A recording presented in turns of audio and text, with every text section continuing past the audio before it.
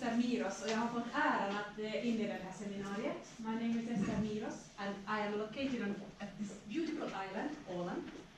And I think the sea is the reason why I am here.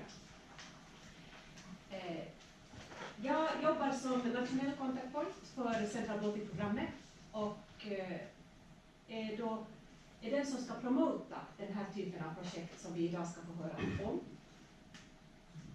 Och varför, vad är grundtanken med Central Baltic? Den här bilden tycker jag säger förfärligt mycket. What is the idea of Central Baltic? Projects and the whole program.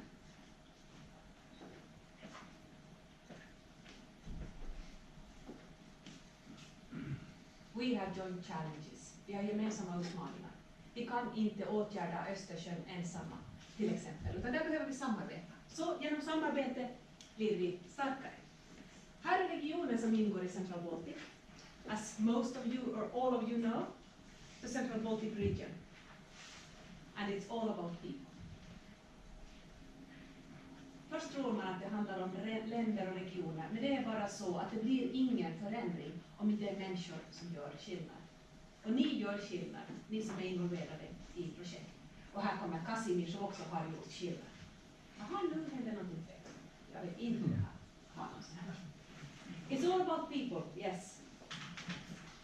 Och när det gäller projektvärld, eller egentligen vad som helst som när vi sätter ett mål för oss själva, så är förmågan att se det som ännu inte syns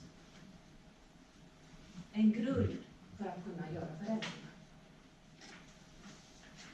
If you can see the invisible, you can do the impossible. Jag tror det var Vigdis Finnbogadottir som sa det på svenska. Endast den kan åstadkomma det omöjliga som kan se det osynliga. Och det där har jag upplevt själv i mitt eget liv, att när jag kan visualisera någonting som inte ännu finns och faktiskt fokuserat jobba mot det, så sker det en förändring. Och jag kan nå det jag inte först tror. Självfallet. Every project has its challenges, and not only these big ones in the Baltic Sea area, but how to manage. And that is why I want to ask you, Helsö-Havspaviljongen, about your participation in this project. There are challenges. You have to be open about that. But there are also benefits. This is from Sottunga. There has been real investments, real activities that is something that you can see from above. Det här är sånt som syns liksom på håll och på avstånd. Det händer, det sker förändringar. Men det finns också annat som inte direkt syns. And this is about learning. What happens inside people? Inside Kasimir, also project manager. Inside Kennet, suddenly involved in different projects, project manager. Det händer ett kunskapsutbyte, en kunskapsöverföring som är väldigt betydelsefull för en liten region som Åland. And we get, of course, new acquaintances, new relations, new network. And in that sense, we also become searchable for new projects, which I have realized during these 4 years that I have been working for Central Baltic. Plötsligt ringer man och frågar, hej Ester, vi skulle behöva en partner från Åland om det här och det här. Och det har ju inte hänt tidigare. Vi finns plötsligt på kartan. Lilla, sluttelutte, 30 000 invånars ön blir sökbar.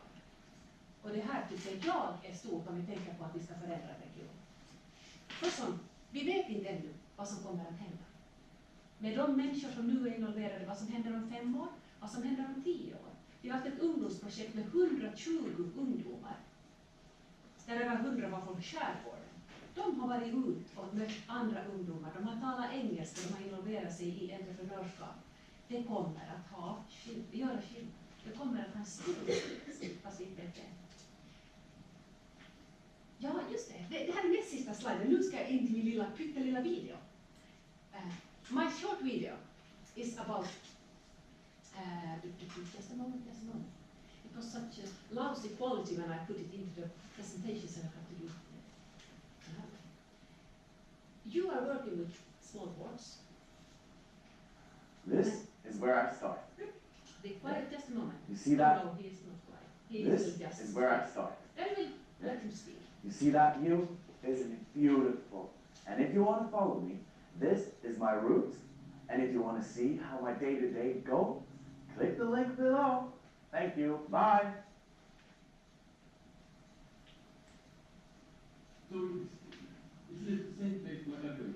Well, I have to check the information, and I didn't notice this, so I don't know who sent it to the building. But my wife was here, she paid for it, and now we're going to the same place. Right? It says there, right? Well, come on, we paid for the same place yesterday. I'm not sure which. You have it upside down. This is? Yes. This is the building. Yes. And, Okay, so we go on your. no, I just want to pay. How much? Let's say 250, okay? But that is the cheaper place. I don't care. I just want to pay and go get out. Okay? I just want to get away. We need to go. Maybe you need to talk to manager or something else. Yeah, okay, we'll give you the money. Okay, I'll come back to you. If anything in order here, yeah, I'll something. That's some horrible service. Did you see that? Well, I'm up next. Check out my full review on TripAdvisor later.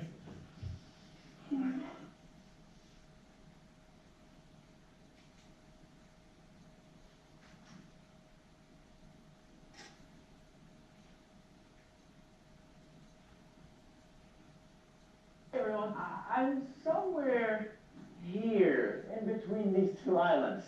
It's kind of hard to find. Oh, there I am. Let's see the reviews on this place.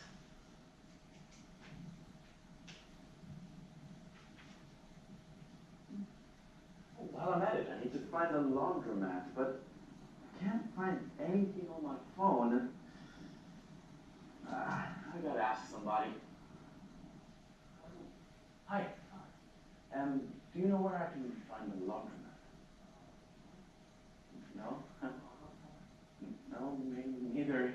You have no idea where I can find one? Okay. Do I have to find it myself? Oh, okay. You're working here. Okay, I'll try to find it myself. Oh, how am I supposed to know where it is? I'm not from around there. They're supposed to help me, aren't they? Hey, I don't know what's going on. This place, not a good review. Bye. Oh, so I'm back. The views, the environment, everything has been excellent. The service, though, has been mediocre at times. I give it 5 out of 10 stars. But see me on my next adventure.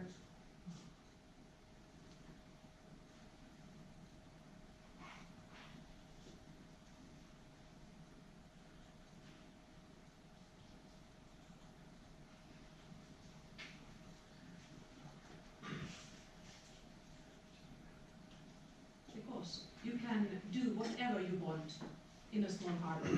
You can build a palace.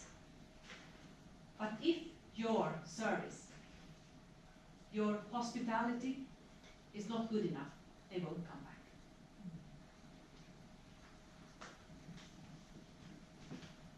Because ditt värdskap avgör din framgång. För du kan ha ett ganska skruttigt ställe, men har du ett fint bemötande så blir folk påverkade och berörda och kommer tillbaka. Och du kan ha ett, för det är lite risky business med de här Central Baltic hamnprojekten. Man bygger så fint, man bygger så mycket, man bygger så nytt.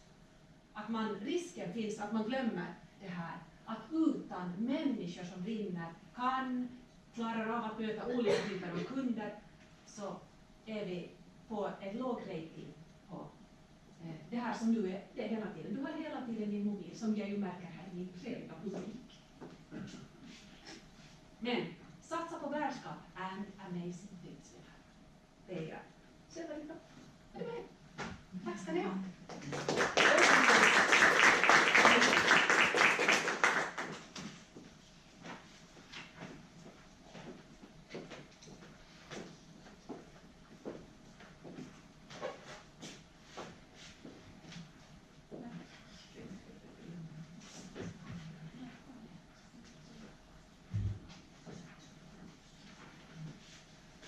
Okay, if you can guess, I'm from the PortMate project.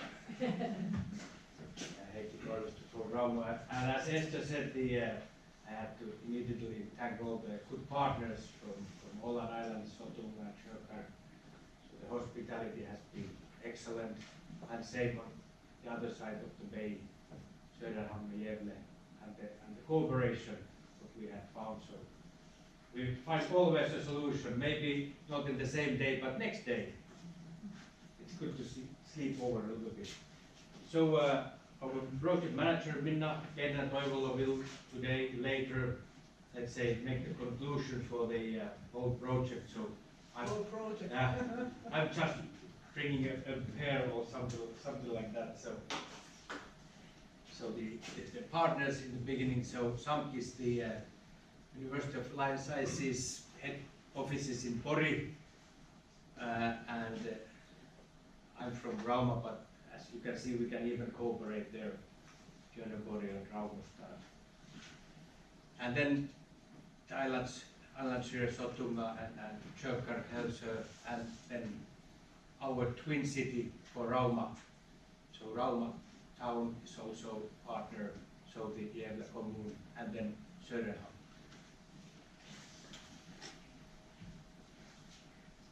When we were writing the application, there were these things that why this kind of project should be studied. Boats are getting bigger, boaters have all the time bigger, higher expectations of the small port where they're going. So just natural port where you drop your anchor and swim and take some water and make your tea, that may be not enough for many of these boaters. And also when the ports are getting better, so the boats are staying here a longer time. But again, the hospitality can be found in here. If the port don't have the hospitality, I would say it don't have the boat staying longer time. It's a one night event, more or less. And Riitta Dersten will talk more about these environmental expectations, what we had, for example, from the questionnaires part. So we invented a port triangle. Even I remember when we were here in the first meeting, one of our partners said that, by the way, it's not a triangle. Okay, but you can look at it this way, that then it's a triangle. So, and we are a maritime training institute back 1880 already.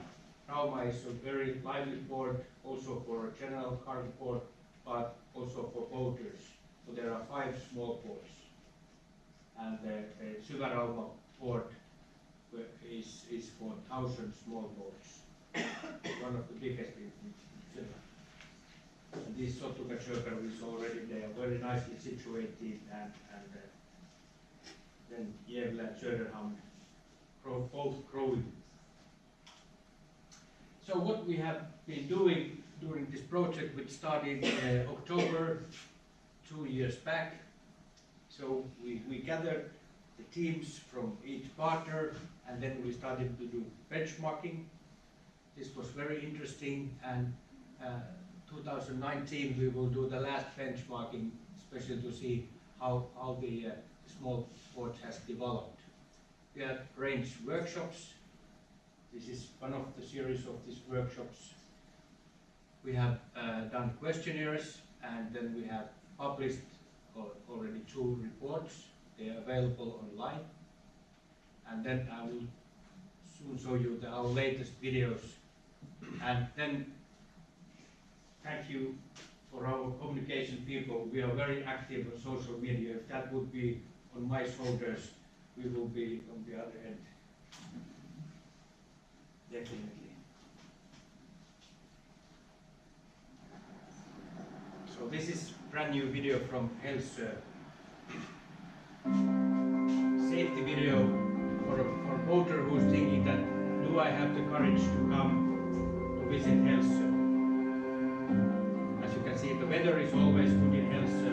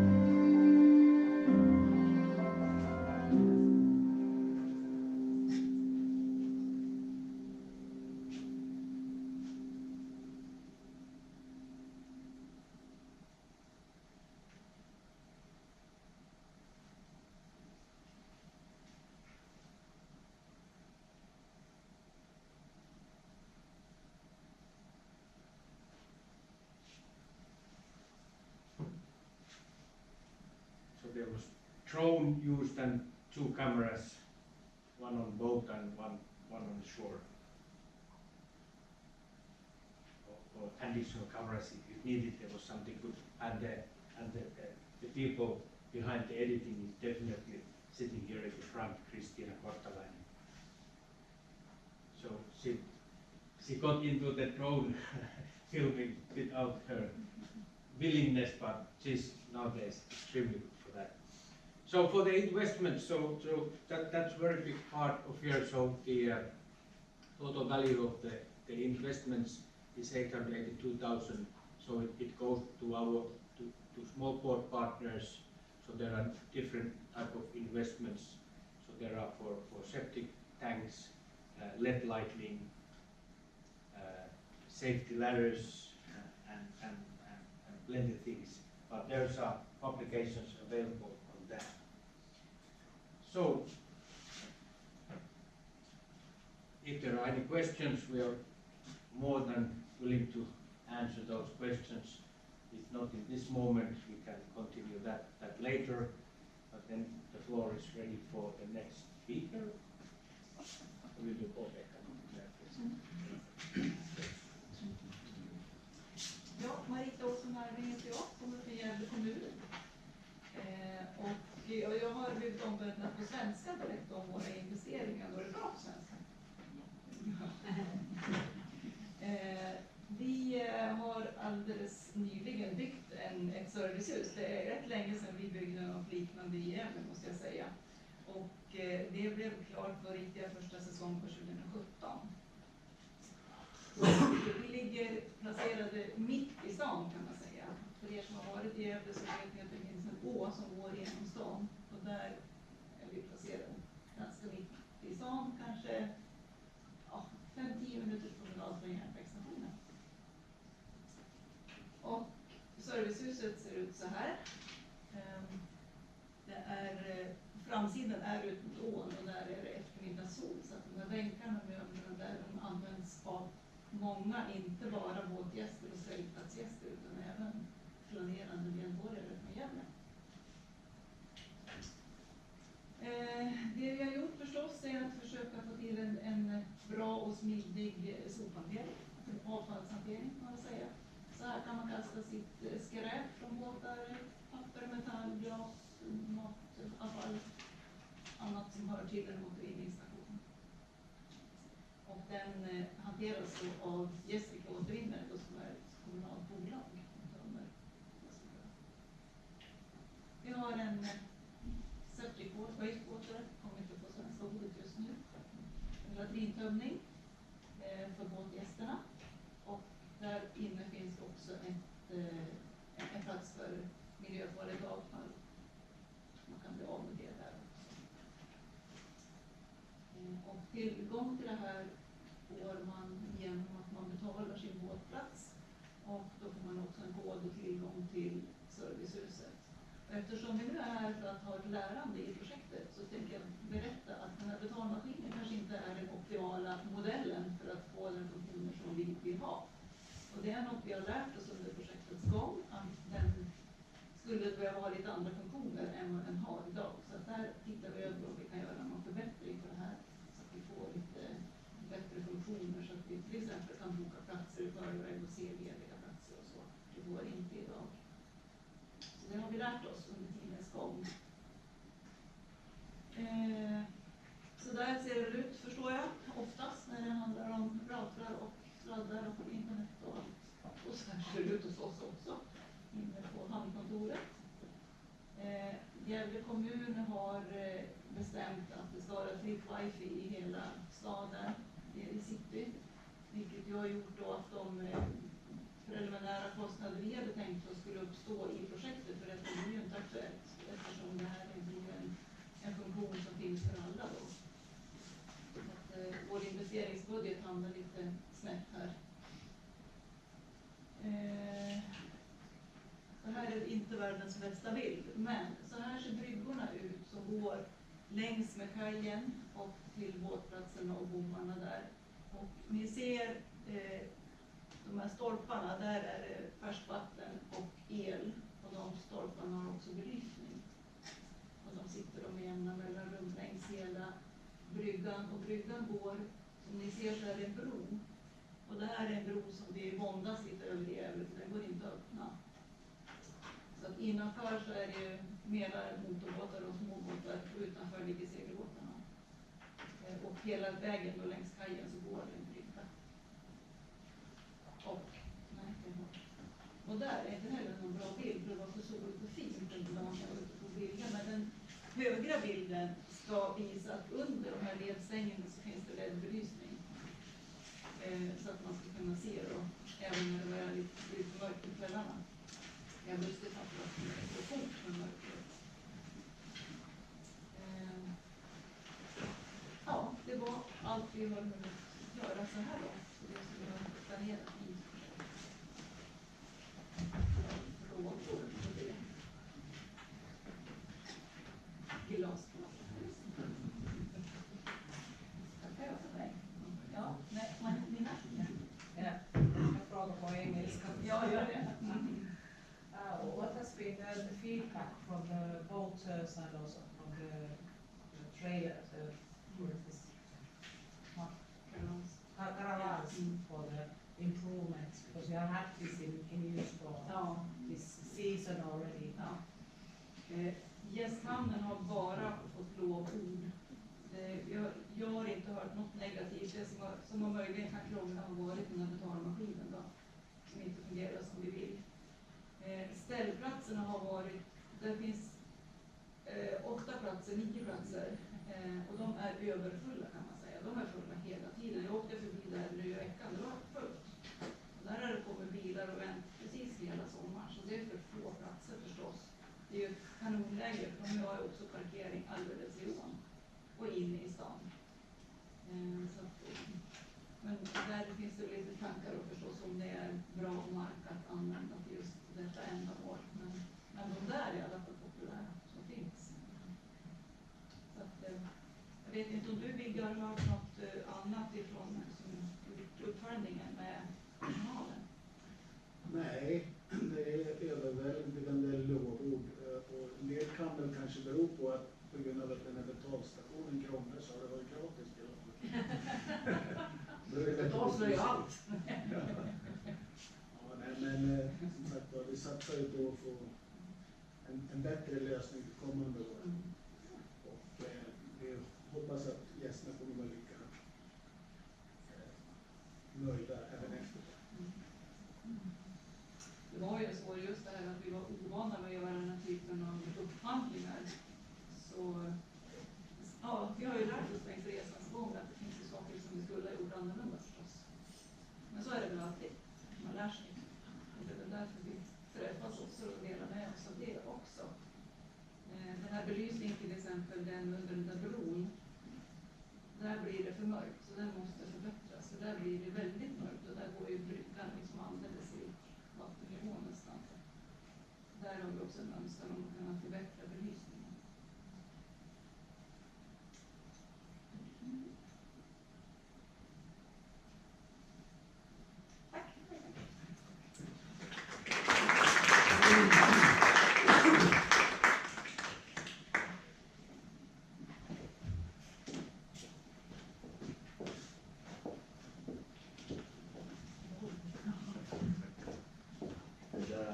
Hej, Kasimir Antbrams, projekt MASAPO. Är det okej att tala på svenska och det engelska? Svenska. Projektet jag höll på att glömma bort så jag kommer att bli från verkstaden så att jag har stört som jag ser ut. Hoppas det här funkar.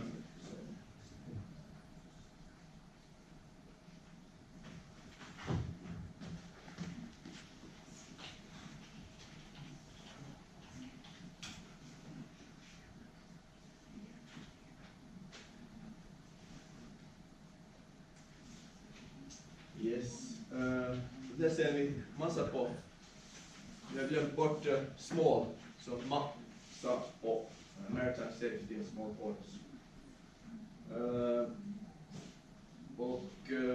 Vi hade blivit kort om mig. Jag var med förut på förra programmet på ett sånt projekt också. Ett Central Baltic projekt.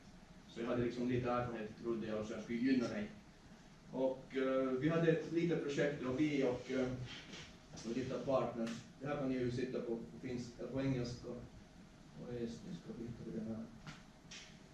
Så det var Ålands sjöräddningssällskap där jag jobbade och Hio kommun på den här på Hioma eller dagen blir det på svenska. Och man skulle skönt att bara vara två partner, det är inte så mycket, man ska ha ett möte så snackar man i telefonen så det fixar på det sättet.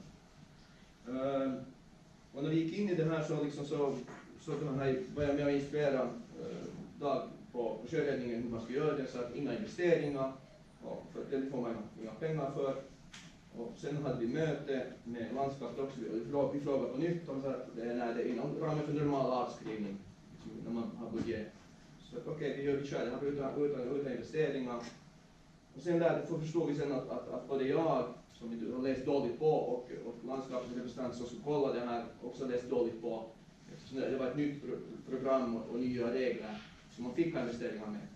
Så vi gick in och skulle ha en massa sådana studier för att vi inte skulle ha investeringar helt enkelt. Så vi fick göra en major sån här change för att liksom ändra om och få in lite investeringar som våra den här hamnar ville ha. Det var nämligen 3 hamnar här på Åland som bara liksom som vi jobbar med. Det var östra hamnen här i Mariehamn. Det var OSS Rödhamn som ligger utanför skärgården här. Och sen var det Kastelholm i den här mitt på Åland vid Kastelholms slott. Och så vi gjorde det och i samband med det också så det här EMS-systemet var också nytt. Så vi var liksom i första vågen så vi fick liksom alla de här problemen att säga. Så det var ganska mycket problem för där för oss liksom.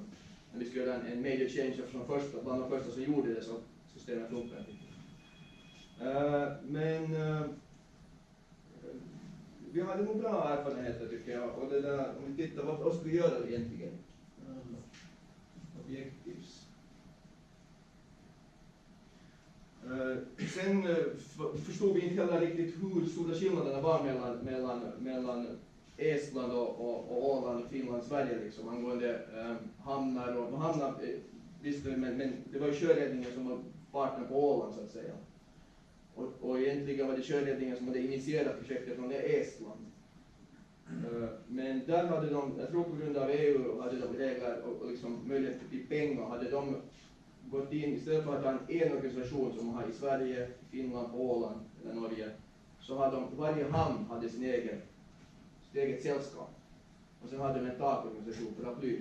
Det betyder att om du bättrar på säkerheten i hamnen så kan du köpa grejer till sjöräddningssällskapet i hamnen. Och vi förstod inte det här för en bit in och så att, aha, nu förstår vi. Så vi fick liksom, så vi bytte vi den här, bytte vi inriktning sen och så vi fick lite grejer till de här hamnarna. Vi fick en skoter, sån här vad heter det, vattenjet till östra hamnen. För det är ganska trångt, det är en av Finlands största gästhamnar om man tänker på gästbåtar. Och det är jättetrångt att komma in där så de har bra nytta av de här som de kan buffa och få in och få ut båtarna. Och sen Kastelholm ville ha en sån här båt som de kunde, lite för att ifall det blir någon panik så kunde de åka ut och sen, i ärlighetens namn också, skyffla över hästar till golfbanan. Men det är ju nytt förstås. Och ute på Rödhamn så installerar vi rinnande vatten. Och där är ju också benefiten, det var ju säkerhetsaspekter vi måste ta fram. Och man kunde så köpte en pump, men det blir det någon eldsvåda så ska de rusa iväg och försöka få tag på någon som kan operera den och när de får igång den så, ja. Och när det börjar brinna så är det bra att det sker snabbt. Så att, det är nog bra att man har vatten så man kan bara glida fram och spruta på liksom om det händer något. Det är klart att det gynnar ju förstås restaurangen eller kaféet som drivs där på ön också, givetvis. Sen hade vi mycket utbildningar för hamnpersonal och de som jobbar där på sjösäkerhetscentret. Och Esten hade sina sjöräddare förstås då. Och helt i början så tog vi reda på hur ser det ut med säkerheten, hur ser det ut med de här räddningsplanerna, hur ser det ut i hamnarna. Så vi gjorde studier och hade ett seminarium om det i Estland. Och på basen av det sen så identifierade vi var får man in mest nytta för att höja säkerhet, med vilka pengar, om man sätter i sådär mycket så får man sådär mycket. Så att det var ganska bra tror jag. Sen också i samband med det så gjorde vi tittade på hur ser det ut med båtar, från vilka håll kommer båtarna, gästbåtarna i Åland. Så vi kollade faktiskt då, rent praktiska skäl så gjorde vi östra hamnen och västra hamnen och sen som var med Rödhamn. Det var nämligen en liten hamn ute i skärgården och sen stora hamn här inne i stan. Och det fanns inga siffror utan det var mest liksom man trodde att så här var det, att mest svenska båtar på västra hamnen och mest finländska från fiskarsidan på östra hamnen. Men det var nog ganska mycket finska båtar i västra hamnen också, lärde vi. Så att gjorde vi lite nytta till Visit Åland också. Och de samarbetade vi också med. Och vi gjorde en sån här, vi snackade digitalt så gjorde vi en sån här, ska se om jag får fram något sånt också. Så gjorde vi lite, här får man snabbt oss.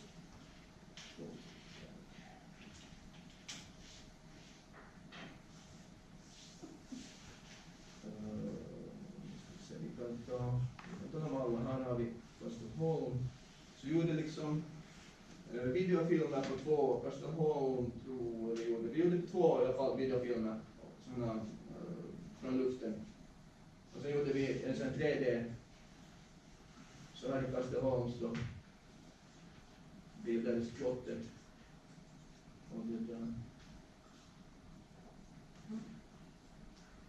Och här ser man liksom djupen. Man kan titta hur djupt det och sen kan man gå på plats och titta. Så det är ganska nice, man kan sitta hemma på vintern och kolla lite.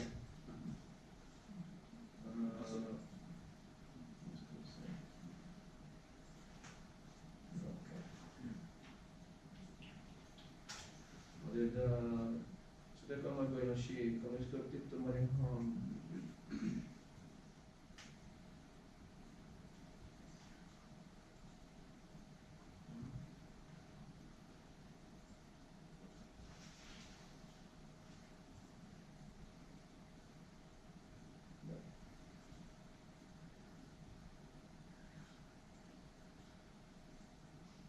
Så det här var en av våra gästhamnar också här.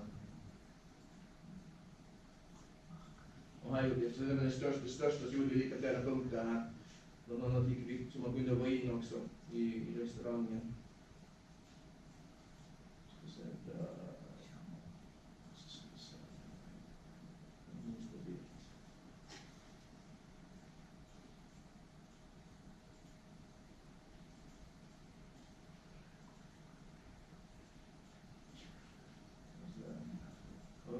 Det var liksom inga människor nästan förstås, det var ju helt optimalt. Men det var liksom så tror jag uppskattade dem och vi har lite mer hemsidor också för det var lite liksom inte helt up to date om vi säger så.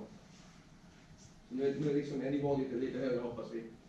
Och vi gjorde lite marknadsföring för att det här ska gå vidare, att det ska bli mer hamnar med och jag har förstått att så ska ske så det är liksom att det är ingen idé om du har liksom om du har bara några hamnar, men har du 50 stycken så blir det där lite grejer. Liksom, och så, om de betalar lite en summa så kommer man hålla det igång. Och sen kan man ju ha liksom, här på Mariehamn så kan man ha liksom, de olika kan betala en liten summa för att de får vara med liksom, på hörna på den här kartan så att säga. Så det var väl en bra grej. Vad ska jag annars säga? Jag tror det har gått mina modiga 10 minuter. Finns det frågor liksom, så det kan vi rätta allt som man inte ska göra. Hur många sa du att nu har liksom, det här systemet igång? Vi gjorde... Hur många gjorde vi nu? Jag tror Ester, vi vill ha med dem också, men de kom inte med. De hade inte tajtat budgeten. Budgeten på det här MASAPO var ungefär 1,3 miljoner. Vi hade 480 000 och vi använde inte hela budgeten heller. Men de hade lite mer tajt, de köpte mer båtar och grejer. Och det där. Så de vi fick inte in det liksom i sin. Vi gjorde en app på det här också faktiskt. Det heter MASAPO om man googlar så får man in och där finns de här alla. Och det är tanken är den att de ska komma, att det lever kvar och bli kvar så att säga. Så. Jag kan komplettera med att i Smart Marina kommer det ytterligare 26 hamnar på Dersten. Exakt. Så blir vi 30 i alla fall. Superduper, ja.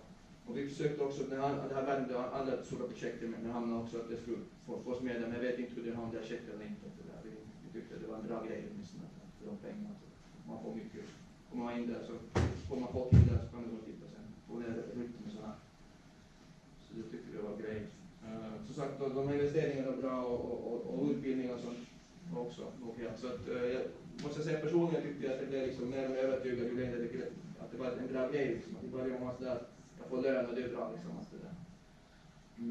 Men jag tyckte det var helt en vettig grej och tydligen tyckte de på Central Baltic för vi vårt projekt förstod jag sen när jag presenterade tog någon som exempel och de hade någon presentation i England om Central Baltic så var det massa på projektet som var liksom där.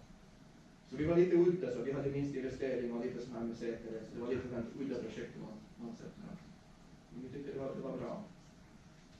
Och som sagt så hittade man på MASAPO där, jag vet inte om jag har gått in så mycket på det hemsidan men den borde vara igång ännu nästa år tror jag skulle ha betalt för att ha igång den där hemsidan. Det går flera frågor. På engelska igen. Ja. So what was the best lesson learned from MASAPO as a project? That has ended already. So what was the easy part and what was the challenge? Exakt. Det vet man aldrig när man börjar projekt, vad liksom är det egentligen som och det som jag tyckte jag var ganska fördelaktigt att vi var inte 18 partners eller 10 stycken.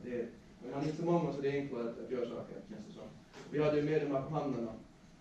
Så det tyckte jag var, och det visste man lite före. Sen hade vi liksom bommat det här med att vi måste göra en major change och det var ganska mycket extra jobb och det sätter för oss allihop. Så det hade vi inte räknat med och det var liksom mitt fel och det var landskapsspel som inte hade läst på heller bra spelsvar. Så det var en sak som man inte kunde förutse. Sen förra projektet hade jag jättebra enkelt med rapportering och liksom jag tyckte vi körde lite samma körräddningar visserligen ovan med liksom så här byråkratiska. De får pengar och så bränner de pengar liksom. De behöver liksom förbereda och ha sig. Så det var lite en challenge att få dem att inse att vi måste få i anbud och det måste gå enligt alla de här reglerna. Så det var liksom lite intern utmaning. Men sen hade vi liksom ovanligt mycket krångel med han som här kolla våra utgifter. Liksom. Så förra gången det var samma person var det liksom nästan inga problem alls. Så det var lite förvånande. Det var en sak som inte jag hade liksom räknat med. Så att man vet aldrig för vi man går in och vad är det som är. Att förra projektet kan jag avslöja att vi hade allt funkade bra och det var liksom inga problem men vi hade den här huvudpartnern som har hjälpt oss jättemassa utan de skulle inte fixa det men projektmanagern han var inte riktigt där. Vi hade lite jobbigt att jobba ihop med andra. Så du var inte ensam vid en annan som man kunde ihop lite banna sig per telefonen så fick vi jobba ihop igen. Men annars var de lysande liksom partnern liksom så men han som ledde det var liksom jättelysande. Men så här vet man inte utan man vet först efteråt. And I have a personal comment. This comes from more than 11 years ago, but that was my last time in Mariehamn. So we have also a sailing boat as a hobby. So in Finland, at least in Rauma, the logic goes that if you have a sailing boat, you go to the west.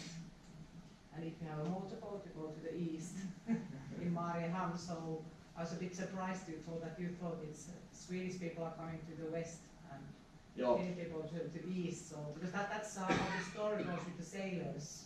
At least in Satakunta. Ja, exakt. Och det måste jag säga, de här gästerna har samma problem som vi har här. Att det är hemskt få som vågar över öppet vatten. Så från Sverige, det har försökts med liksom att man åker konvojer. Att man ska åka över. Att man får, de blir bara lite vanare som vågar åka. De här lite ovana som de blir kvar längs kusten. Och gästerna får inte heller så mycket finska båtar. Att de har jättefina hamnar och det är jättenice. Men när det är öppet vatten och ingen så vågar inte folk åka över. Så har exakt samma problem att hur ska man få folk att åka över de här öppna vattnen. Och så får man göra det. Man kan väl hoppa, det ska bli bättre, folk bor inte vid kusten och vi växer inte upp med båtar på samma sätt så att det ska bli bättre seglare vet jag inte, men att man säkert konvojar på något sätt, men det är en långsiktig grej, du måste liksom veta att så här är det varje år, att det är exakt det här, då åker man, att det inte byter och har sig, då blir det ingenting. Det måste vara, liksom, man vet att om 5 år så då kan man komma på onsdag klockan då och åka över, eller någon sån här grej. Så sjöräddningen har gjort konvojer liksom? De var med tror jag på det, ja. Visst är det så? Ja, vi har kört en sommar från Västerhamn. Ja.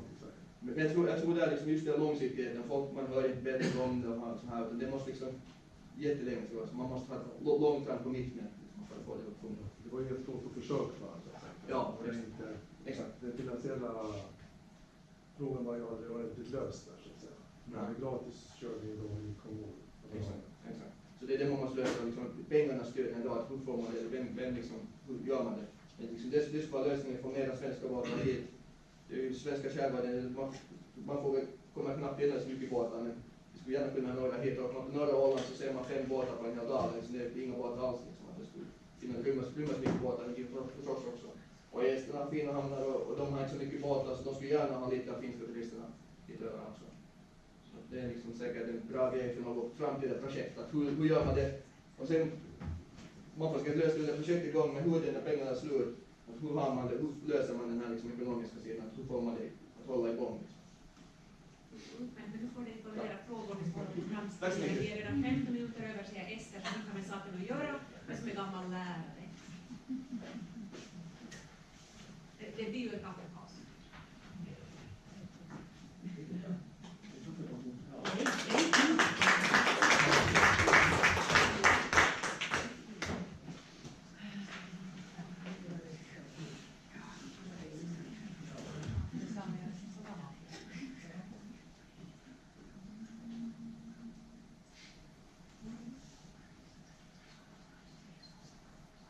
Okay, let's proceed to our next topic.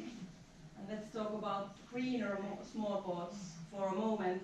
I'm talking first a little bit about the project point of view, about our work package of resource efficiency, and then we will hear about the improvements which have been done in Rauma, and then we will also hear about Smart Marina project.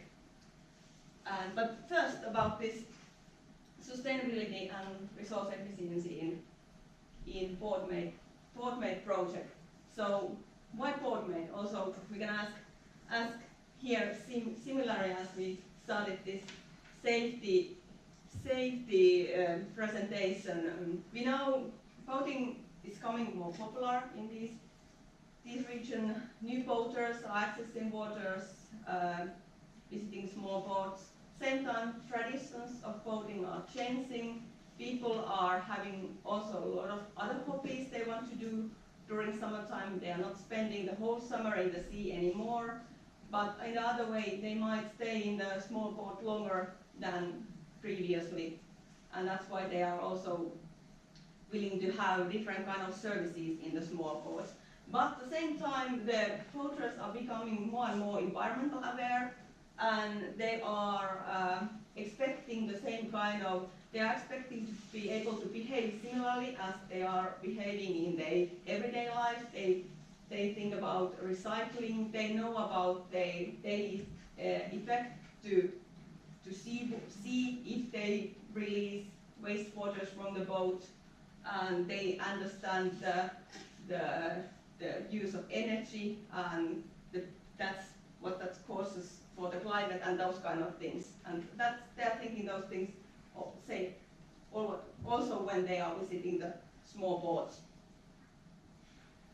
So what we have done in PortMate so far, we have done studies about this subject, resource efficiency, that different technology. We also have that kind of background knowledge in SUNK, and of course in our project partners also have that. We have been benchmarking our project boards and also other boards. There are a lot of boaters and sailors in the project, so we have been checking what the others are doing. We have done investments of this topic to water issues.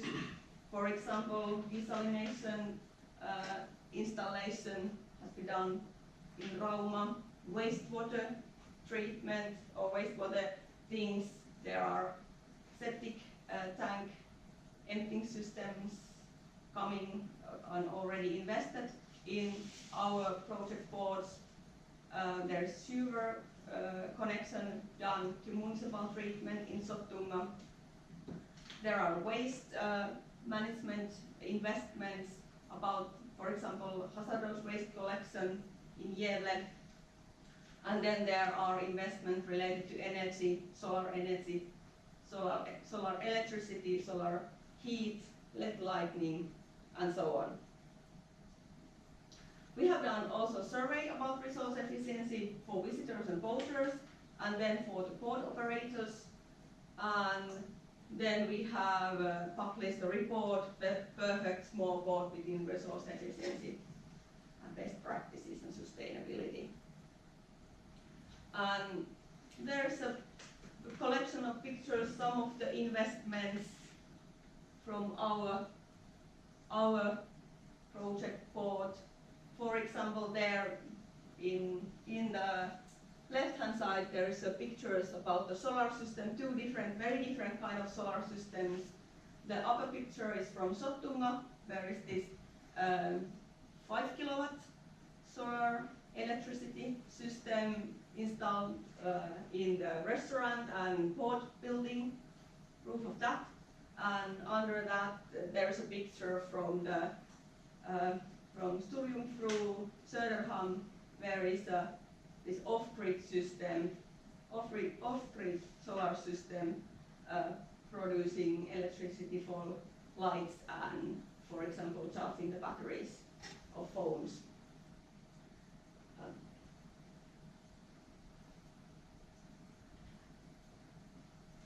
Then about the survey which we carried out for the voters, and we were asking the voters and all other visitors from the boards what is important what are the factors that they value high when they are selecting the small board, which one they want to visit.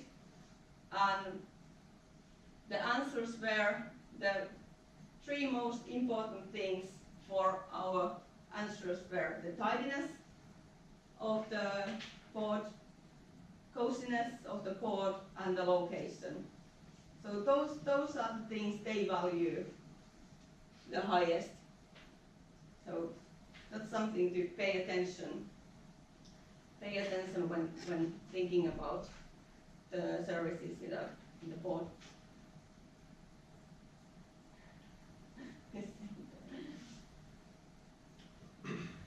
Then we were also asking about the environmental friendliness, how our port visitors, how they value different kind of factors of environmental friendliness.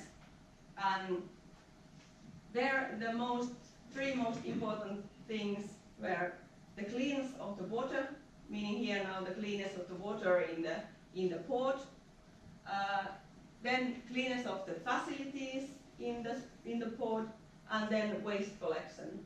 Those were the 3 most important things for voters.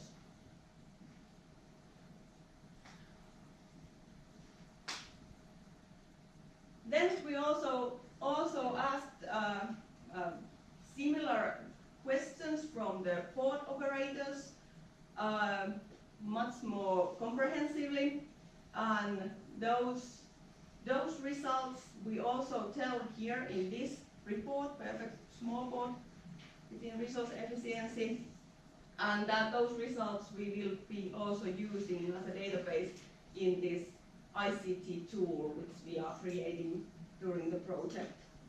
So those, if you are interested what the port operators answer, that can be found in this report. And also we are talking about things that are affecting when port operators are selecting which technology to invest about resource efficiency. And the outcome, our outcome of the study was that not all the small boats have to be similar. They don't have to be same, and all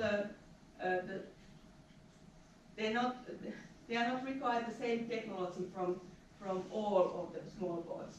But it's important the four major factors affecting that is that is there municipal infrastructure connected to the small boat? Could it be connected? What is the not only the size of the small boat, but the number of the visitors, and sensitivity of the nature, where it locates, if there is some very sensitive areas nearby, or is it like a city harbor? That's a very different kind of ports. And then also the accessibility to the small boat. Can you drive there by car if you are in the mainland, and there probably is a road coming there also? It's very different story that if you are in far in archipelago, where you can come just by ferry or maybe just with your own boat.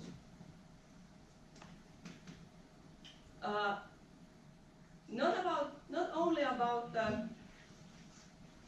the investments, but then we were also thinking about the management and like how to organize the operations in the small boats. And we collected the guidance for that to small boat management and for operators. And we recognize that, or we recommend that you recognize your strengths and opportunities of your own board, and what's the reason why the visitors want to visit your board. And we recommend to emphasize the special features, how you stand out from the others. And then also to be realistic of the weaknesses and the threats, and to provide only those kind of services that fit to your small boat characteristics and those the location and those 4 things we listed previously. Don't try to be anything more.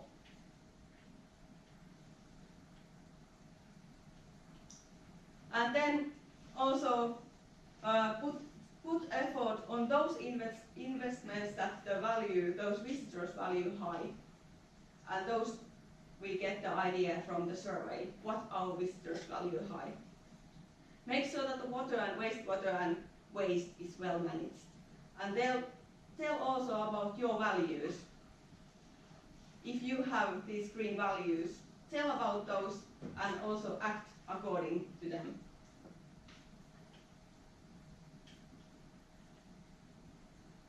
Then remember also maintenance and upkeeping, that every equipment works properly and that port is clean and tidy during the whole operating season. And if possible, think if you can expand your operation outside boating season. Is there other visitors who would be interested to come to port out of this high season, spring, autumn, and that would make it more. That would ensure that you could do those investments of resource efficiency.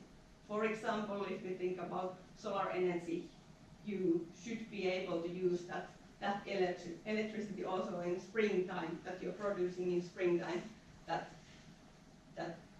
your investment is good for you. Cooperate with other small boats, other service providers, let visitors know about the services nearby. If you are lacking something, tell if your co-port is having that service, and guide them to visit also those places. And then support the local know-how of resource efficiency investments, the needs, what you are planning to do, so that the local local service suppliers would have the knowledge and would be able to offer you this work and have the workforce visit.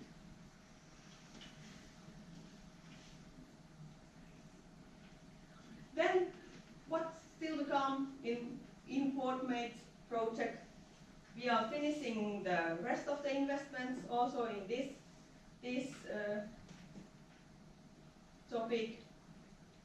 There will be 2 online short courses of sustainability where we are guiding visitors and also for the port operators. We will have also guidance of the technologies in form of report and video. And then we are creating this ICT-TOOL which will help small ports to estimate their level of resource efficiency and also help visitors to select the small ports.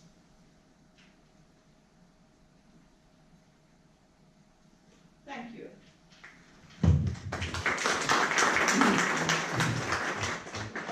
Do you have any questions from this point or? Yes. You talked about the survey that gives us the result of what the customers want in a port. Yes. Where can you get that from? Where you can. Yes. That's in the report, this public report. And where is that? There is an email address, but it's maybe difficult to get from there. We will provide these slides. Yeah. There is easier to find. Yeah, there in the project web page. There. Okay. Where is the email? I can see, sorry. Web page. Okay, that's the homepage for the survey. That's for the whole project, but the report where the survey is it can be found from the web page. All right, nice. What's the name of the report? Search and show the. I will go back to that slide. PortMate har många bra rapporter att titta på. This one. Perfect small board within resource efficiency, best practices and sustainability.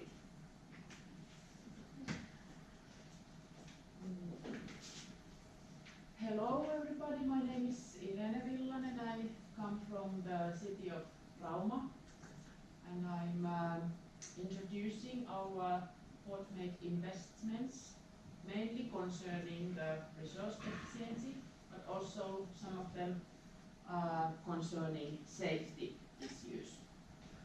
I think here are people who hasn't been in Rauma or aren't here. So couple of things, main things about our archipelago and then our project ports. We have altogether 5 PortMate ports here, PortMate ports, and then one of them, 2 of them are on the islands. This is Kylmäpihlaja Island, and this is Puuskajaskari Island. Then we have Syvä-Raumanlahti here, and these 3 ports are the ports we are investing in. Then we have Poroholma and Petäjäs ports here, but in these ports we are not investing within this project. The project is having kind of those videos, for example, you just saw from the Tjökar. So these kind of things we are having here in these 2 islands. First, I'll tell you a little bit about our Syvä-Raumanlahti port. This is the biggest small boats harbor in Rauma, and should I say, maybe we just switch this is the picture, and then this is the map, the same port. As you can see, here are some explanations concerning the investments. If I start, what we have been doing already, the first we installed and had this investment here. So the pier number 15, we have here LED lighting, safety equipment, and then also electricity to this pier. This one here has been made ready this autumn. So I showed you some pictures about the LED lighting, the new LED lighting here. These here, these are not finished, but they are going to be next spring. So the LED lighting is going to be next spring there. Before that, we are investing for the electricity distribution center. So here, and this gives electricity to all these piers here. But they are not ready yet, but they will be next spring. So as you can see, here is our new LED lighting. The pictures taken last week or this week. We have to wait for the dark night, so. And this is the installation of the LED lights. And as you can see, they are kind of inside the pipe here. Also one picture more. And this is the pier number 15, the one we made ready for at the first.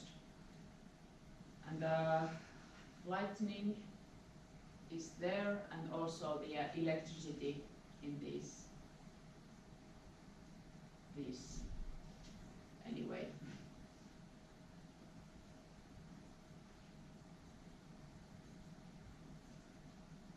And this is the safety equipment we have also installed during the PortMate project. The ladders we have here in this port, should I say, maybe 7 of these new ones.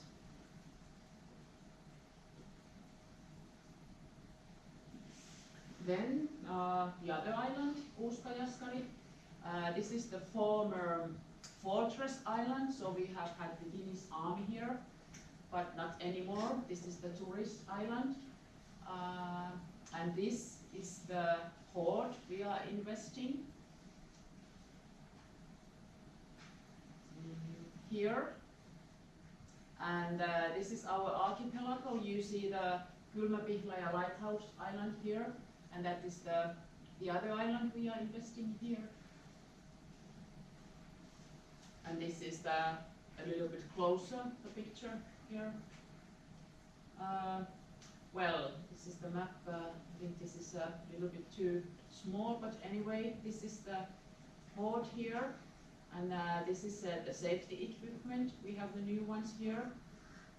And then the biggest thing in this port, we have that septic waste tank system, which is kind of transportable. So we have it, the one which is here. So this is the PortMate investment. We have this one already, but we have had it, this one for use for the first time this summer. So this is the toilet for the 14 people, and then the tank is here beneath the sea level. So and this could be moved to the mainland, so we don't know yet, but we think that when it's in kind of full use, we could maybe 2 or 3 times in summer move this to the island, and then we'll empty it not to the in the mainland, and then we will move it back. So it serves kind of only, of course, during the summertime there. And then the picture inside. This is the toilet inside. And then the other island, Kylmäpihlaja Lighthouse Island. As you can see, the whole island is very small. It's about 10 kilometers from the mainland, and next here is Gävle. This is the hotel nowadays, and there's also a restaurant and cafe for the people visiting the island. I think this is very important concerning the issues of the resource efficiency, because this is the area of the Bothnian Sea National Park, and for example this area here is birds nesting area, so that is true that we in Finland have the angry birds already there, so it's very important to have the nature and the environment here in this island like it is. So we have the daily water bus connections during the summertime, the kind of the high season there. So the water buses, you can see, it stops here. So, and the small boats, they only have this kind of small place to put the boats. This is the cafe building here, and we are building here the new service house. And the new service house is going to be here. This is an old picture. We don't have this building anymore. We have began with the investment so that we have moved this building away, and then the new one is going to be just at the same place than this picture. So we had two options for the service building. The first one was here, and the other one here. We decided this one because the water bus stops here. So and there aren't any swimming places, for example, for the people here. So it's more safe to have the service building here. We are having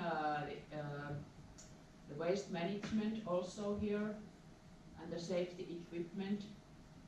Also this kind of desalination plant we have already installed, and that means that the pump is pumping the drinking water to the main building here. What else? Nothing else. Should I say something more? I think that is the main thing we have been done. Do you have any questions or some comments? No? Okay, Minna? Market. Yes. My questions. Personally, I'm enjoying especially these Rauma investments, because that's where our saving port is located. So I have seen these investments in real life. But my question is that what do you see? What has been the main challenge for making the investments? This is a great opportunity, but what has been the challenge for City of Rauma to get things running, or everything has been just smooth? I think the main challenge has been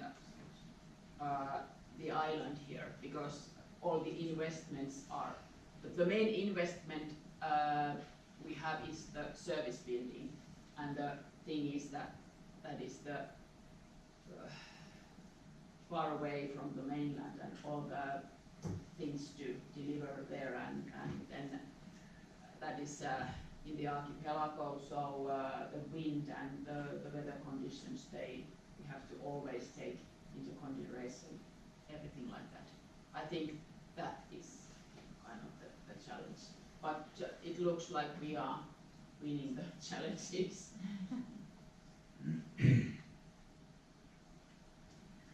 And then maybe we have also related to the service building and the challenges that we have, for example, budgeted for the solar panels, and then the solar panels are coming to the service building, so all our investments are waiting that the service house is going to be ready, and then we can have the solar panels there and everything else. So it's so depending on the one big investment.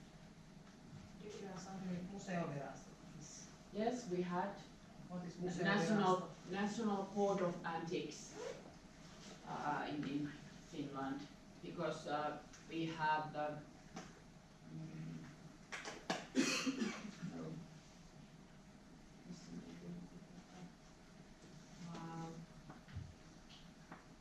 we have planned to have the solar panels here in the service house, but we have some money left, and then we thought that we could have some solar panels here also in this lighthouse building. But this is an old building, made in 1951, if I remember right, but it's kind of protected building, and then of course we have to have permits to build, to put the solar panels here. But they said that yes, that is. The only thing they worried was that if the panels are reflecting the light some way to the boats or the vessels passing by. More angry birds. Maybe, yeah. More questions? Okay, thank you.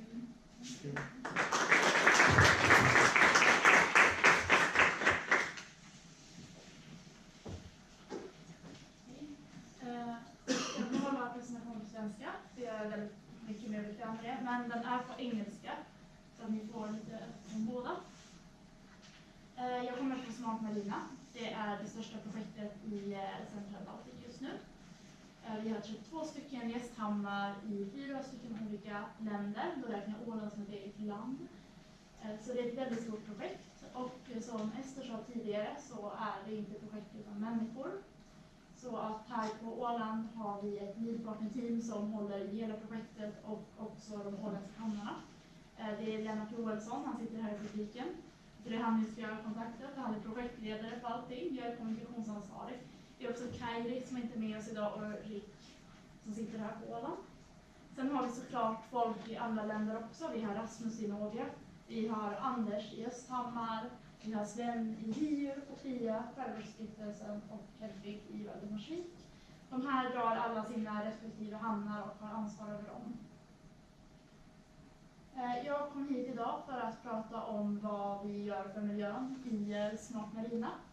Och det vi främst har som projektmål då är att utveckla de varierande standarderna i de Östersjöns gästhamnar.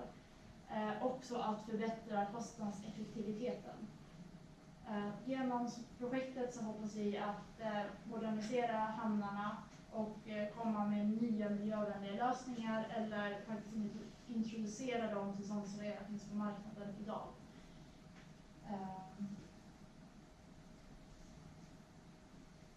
Det vi kommer att arbeta mycket med just i miljöprofilen, det är att vi vill att alla hamnar ska få olika miljöcertifikat som leadpartner går in och betalar det första året. Detta är både för Blue Flag eller Blue Star Marina, som de flesta av er som håller på med gästhamnar säkert känner till idag. Och vi har valt att försöka förbättra våra hamnar så pass mycket med hjälp av våra projektledare då att hamnarna uppnår de här miljöcertifieringarna som är ganska svåra att uppnå.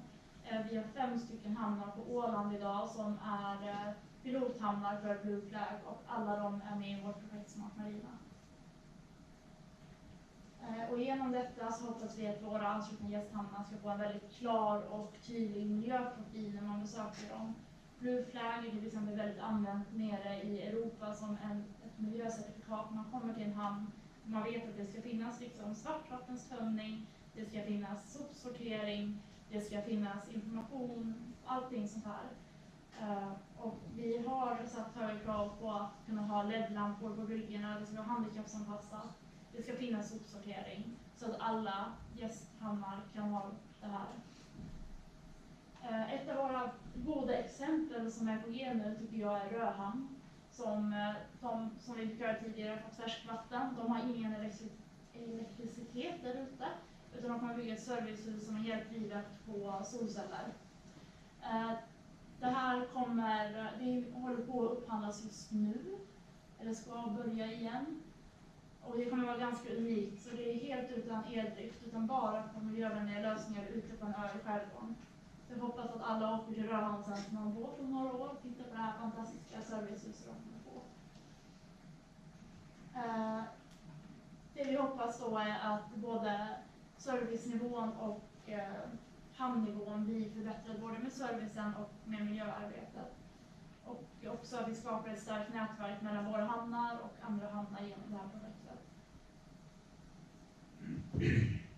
Så tänkte jag bara fort gå igenom vad vi har för olika utmaningar. Och många som vi också fick höra tidigare, de har sina hamnar väldigt långt ut i skärgården. Det är en logistik som kan vara svår. Ta soporna från hamnen, ta dit allting som behövs. Frakten är alltid svår när det gäller skärgården. Det finns lösningar, men det är svårt. Också hur ska vi nå alla gäster? Hur ska vi berätta om hur fantastiska de här hamnarna är? Varför ska vi besöka dem? Vi arbetar mycket nu med Facebook, vi har börjat arbeta med Instagram, vi har skapat ett Snapchat-konto för att nå de unga, vi har Google+. Men hur når vi dem? Vilka kanaler ska vi använda? Och hur ser målgrupperna ut? Hur kommer målgrupperna se ut om 10 år? Och hur förändras också det här kundernas beteende? Vad tänker man på? Sopsorterar man på båten eller inte? Många som åker runt idag har ganska små båtar och inte möjlighet till sopsortering. Så vi har faktiskt hamnar nu som är anslutna till oss som står och plockar upp gästernas sopor. De öppnar upp soppåsarna och sorterar själva. Ska det här behöva krävas av en hamnägare att de ska sortera gästernas sopor? Jag tycker inte det, men de är jävligt engagerade och de gör det. Och ja, det var en snabb genomgång för att spara in på tiden. Har ni några frågor? Annars så kan ni ställa frågor till mig eller till Lennart under kaffepausen.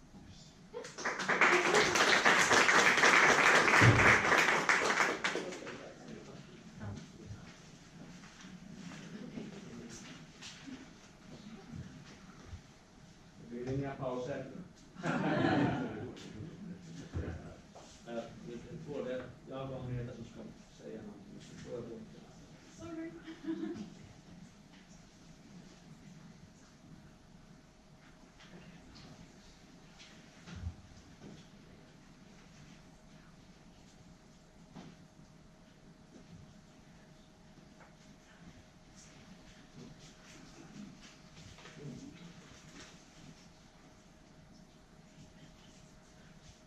Jag Kennet Lundström jobbar som kommunsekreterare på Sottunga kommun och projektledare i PortMate-projektet.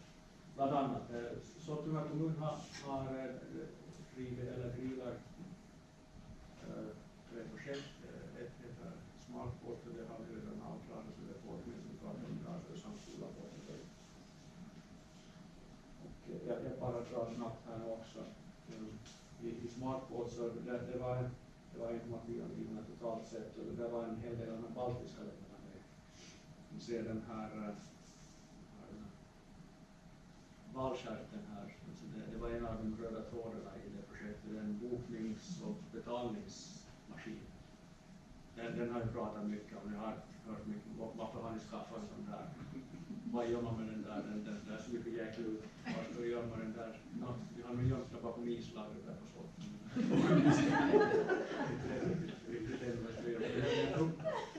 De som vill koppla in sig på den så man kan boka och betala med den, men hon som driver restaurangen här, Victoria, så hon är inte inkopplad på det, så Sottunga kan man inte boka och betala med den. Sen har vi byggt med försäljningsborden och webbkameror har en parkering för renoveras allt det. viktig grej i det projektet var faktiskt hamnplanering. Där så att någon hade anvisat sina holmberg och det har vi gjort i det här och det var väldigt bra. Det här var ett styrdokument som har fungerar som bas för all vår hamnutveckling. Och då hade vi gemensamt på lokalt suttit med vår arbetsgrupp och funderat på hur hamnen ska se ut. Och fast vi inte har pengar så kan man kanske, om inte vi gör det nu så kanske vi gör det senare. Men det mesta av det här är faktiskt och här ser man lite andra länder. Skärgårdsstiftelsen i Stockholm faktiskt var utan sakerna som det var bara faktiskt. PortMate. Här har vi pratat lite om grön service och digital infoservice, avlopp, bastubevisning, solpaneler, funktioner. Eller som jag fått till Sottunga, så vi ser redan det som är verkligt här och tonen syns väldigt dåligt på den här bilden. Men det var ju upphandling som alltid, jag tycker var det väldigt bökigt. Men vi har ju inte så jättestor organisation. Jag har inte så många avdelningar att jobba med. Om jag ska delegera någonting så får jag delegera åt mig själv. Så det är nog det som har tagit lite energi, men på något sätt har vi lyckats få de sakerna gjorda. En väldigt stor grej var den här avloppsgrävningen som nämndes här tidigare. Vi har grävt avlopp från hamnen till närmaste inkopplingspunkt som är pressbågen så 1,5 kilometer längre upp. Och den framtida bastu som kommer att planeras ska också kopplas in. Den här salterierrestaurangen med duschen är kopplad till här. Den här funkar den här sommaren utan problem. Och vi var nöjda för. Men om man ska prata om utmaningar och projekt så för mig och för oss har det varit väldigt svårt. Just budgeteringen sker ofta väldigt snabbt. Då ska man ha någonting klart gjort på väldigt kort tid. Och hur vet man egentligen vad det kommer att kosta om inte man har gjort en noggrann beräkning eller projektering i förväg, och det har vi inte haft möjlighet med. Så vi har nog uppskattat en hel del kostnader. Och också då hade vi fel i slutändan. De flesta sakerna har vi budgeterat för billigt och de har blivit mycket mindre.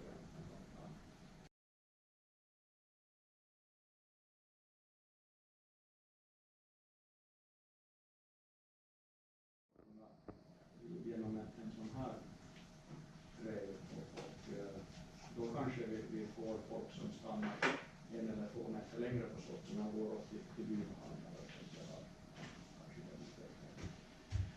projektpartnerna här är Riitta på Akademi och så är det några Pargas, Franciscus Reykjavik, Söderhamn, Östhamn och Bildningsstyrelseverket som inte har expertis med Sottunga.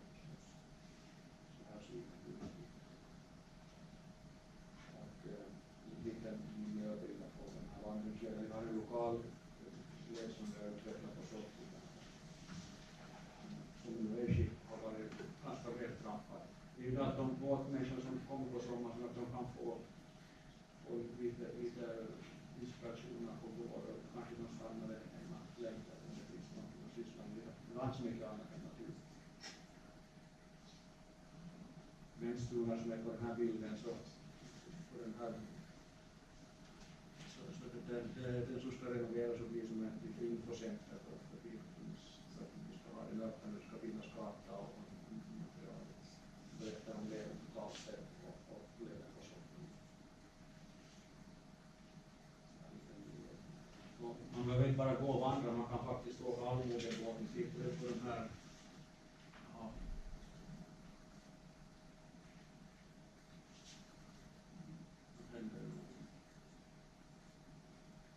man kan rida låg allmogebåten eller farta längs med. Det är lite fast i företagen att de utvecklar attraktioner. Det här är ju faktiskt kommunen jobbar för de här projekten, men meningen är att någon privat ska inte ramma på det här och fortsätta. I normala fall är det kanske inte kommunen som driver utvecklingen på Sottunga. Fortsättning så krävs det att privata aktörer också är intresserade och fortsätter utveckla aktiviteter och konstruktioner.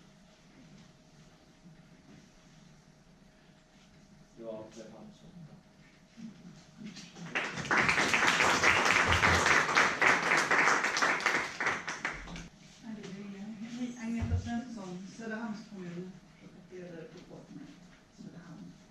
Nu fick ni inte chans att ställa några frågor till Kennet, men kanske tar det när jag berättar den svenska delen av det hela.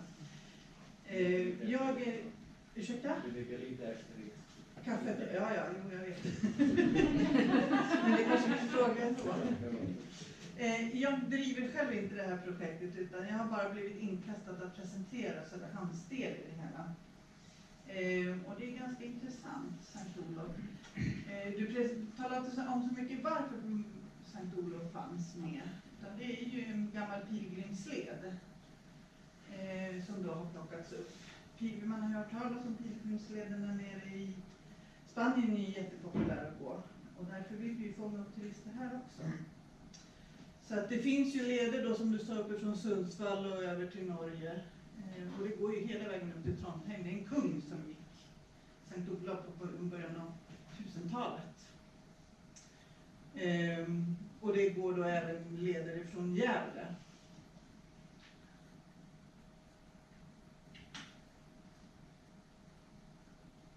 Och även då så ser ni att det finns den Helgonaleden finns också. Som går från Gävle upp. Helgen, det är våran Söderhamns stora, jag vet inte hur den här funkar. Där, Helgen. Det är Storjungfrun som är med i PortMate-projektet. Och här har ni då Storjungfrun, eller Helgen som det hette. Många pilgrimer stannade just på den här ön. Och därutav så vill vi då fylla på mer från Sankt Olof, eller Sankt Olofs leden WATERWAY går via Sottunga. Och vi har då även då investerat i PortMate här. Med olika solceller bland annat. Här har ni även då. Vi har hittat gamla minnen ifrån pilgrimsleden, att den efter då landhöjningen som har varit så finns det mycket minnen ifrån. Det är en gammal kyrka då. Och det finns den gamla rösen, det är också ifrån 100-talet.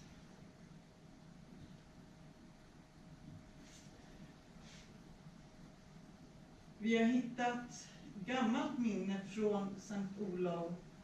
Den här satt troligen på en av pilgrimsbåtarna. Vattnet går inte upp här längre. Det låg vatten här en gång i tiden. Och troligen kommer det här från en kungligt skepp. Med Sankt Olav. Det har tittats på flera olika leder, hur landvägen, hur de kanske gick egentligen och hur vi vill lägga den här leden.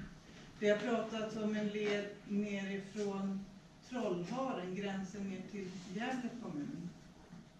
Men där var det svårt att göra leden, hur vi vill göra en led där folk kan gå.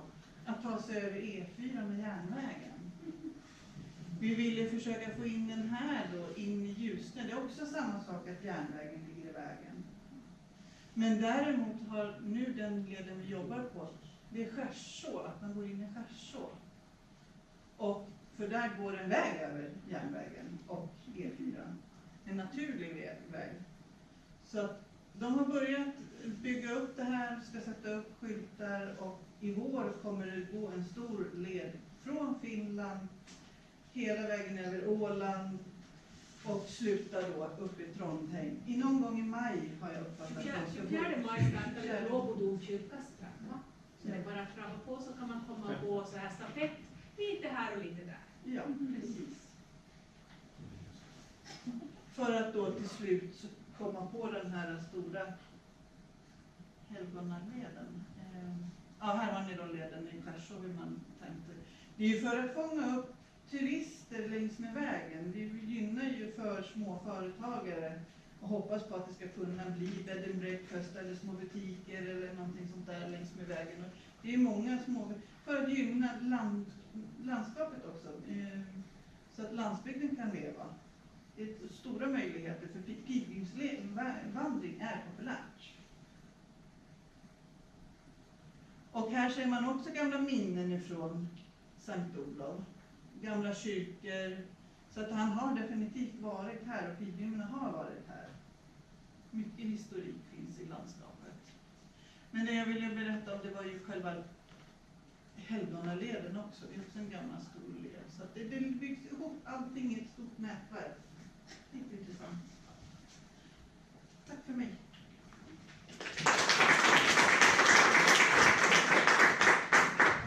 Minna, no questions.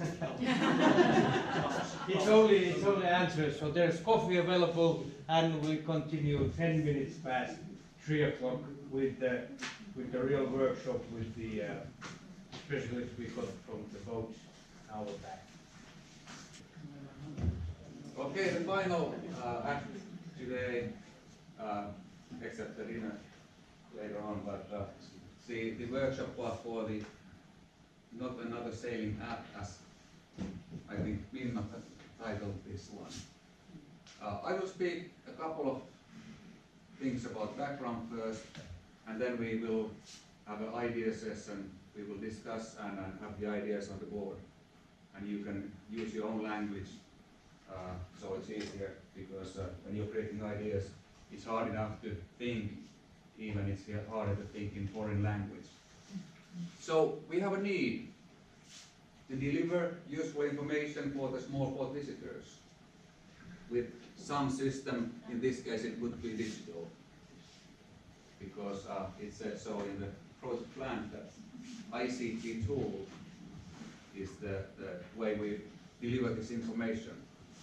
And the key idea is that the boat owner is able to deliver the information. There might be some general information, and we have the focus areas of this project, like the safety and resource efficiency, and especially these new videos, as you have seen. I heard that you've seen a new video today even. These are new things that there's not much of this kind of information available, and this is especially a new thing to publish through this media. So the user today is mobile, so it's quite natural that the user interface will be in everybody's hands, as well as you could use this in PC and so on, but the mobile solution is quite evident. And the general idea of this, what we call PortMate or ICT-TOOL, is that there's a bunch of information coming from somewhere into some digital solution, and the digital solution provides the information to the user. As simple as that. Nothing special in a technological sense. And there are sort of different information channels, like the administrator, whoever he or she is, can write down information of his or her own port, and give the usernames, passwords, and so on. And there might be other sources like weather data, as I think that they will be. But what other data sources there might be, that's something to ideate also. The project provides a huge amount of information, as you've seen today, all sorts of newsletters, videos, leaflets, step-by-step guides, best practices, and so on. So one thing sort of to split in two as a sort of suggestion is that we would have a web page, so it's something called web page, whatever that is, and the mobile solution. So at the web page we would have all these reports, newsletters, publications, and so on. And this would also be for the financier sort of screen to show what's happening in the project. But also a natural way to read reports, newsletters, and so on. As in the mobile solution, you probably won't be reading something like newsletters that much, but you probably do that in this sort of web page world. And the mobile solution, naturally, videos and information on the move. When you are approaching the port, when you are planning to visit some port and so on, so what would be there and what would be here? That's something that we need to sort of figure out. But this is the sort of suggestion that we would have this kind of two parts ICT solution. The budget for the project creating this ICT tool is 50,000 euros, and the situation in the project concerning who is creating this solution is that we have now selected, we have had this tendering process and so on, we have selected the solution provider. And it's called a Finnish company called Align Creative Technology Studio Limited, and we have two guys from Align here today as well, sitting back there, Sami and Tony. So if there are some sort of deeper technological questions, I won't be able to answer those. These guys are able to answer those. Most probably. But I guess you won't be thinking about that deeper technological things today. So what's the big deal in the sense of technology when you're creating sort of some mobile system? Naturally, is that is it interesting for the user? Is there something that I would be willing to go there? Because getting people here, as you know, it's a hard thing. It's very tough to get attention. Very tough. So, is it something interesting? Is it somehow unique? But this is the only place you can find this interesting thing. And as an example, I think the best example is these videos. This is from a newspaper from Rauma area. Straight translation is like, something like that from the newspaper report. Videos that show safely, how to safely arrive in the small ports of Rauma. These kind of videos have never been done anywhere. Well, there are something like this done naturally somewhere else as well, but this is new.